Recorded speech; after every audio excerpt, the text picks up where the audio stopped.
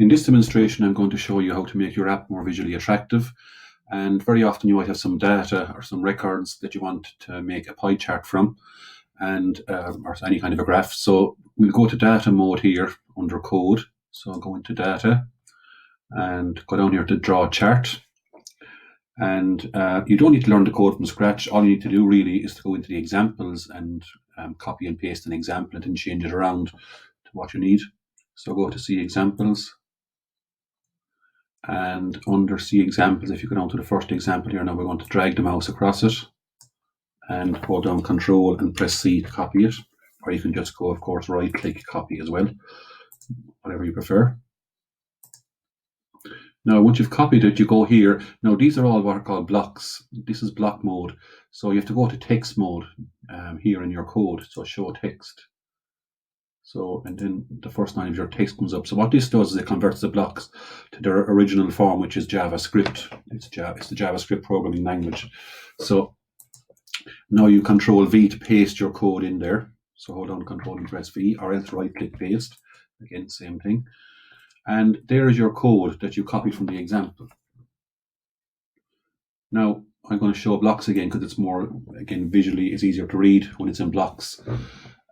So we've got this idea here of what's called a variable, which defines the data that you're going to put in your chart. So this is kind of the title. It's so the first one there is a movie avatar, and in gross billions, how much that movie made, for example. And each of these is called a record. Each line is called a record. It's a bit of information about each movie. And we're going to plot all those now in a pie chart to see how the pie chart slices up all those gross billions that each movie made. So that's just, so the purple piece here is just defining the data. And the green piece of code here then draw chart is actually drawing a pie chart using that data. So you see there the data that you're using is in here. That's the same data as you've defined up here. Now it's going to draw a bar chart at the moment. A pie chart is probably more attractive for this one, so just go to pie. There's all sorts of charts you can draw. Now there's one last thing. We need to draw the chart. This first thing is where we draw two. Now this object chart one doesn't exist yet on the screen. So we have to go back for a minute to the design mode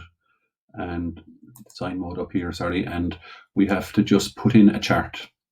So drag this chart option across, and you'll see if you hover your mouse over it, well, that's called chart 2 actually, because I had chart 1 earlier on this same window. So, but whatever this one is called, you got to change it to basically.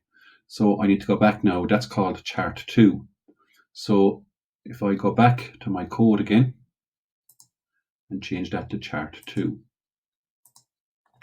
it has to match whatever is on the screen. If it was chart 1 on the screen, it should be chart 1 here, etc. So now when I draw this, when I run this code, now it's finished. When I run this code, you should see a pie chart. It won't be the full pie chart, however, you're going to see it's too small. So let's just try it first. So you see a pie chart, but you don't see much other than that. So let's reset. The reason is simply because the display is too small. So we need to enlarge this object here, go back into design mode and enlarge the chart 2 object. We need as much space as possible really for this one. And so let's run it again. It should be better now. So there it's starting to make more sense. You can now see percentages on each piece of the pie chart.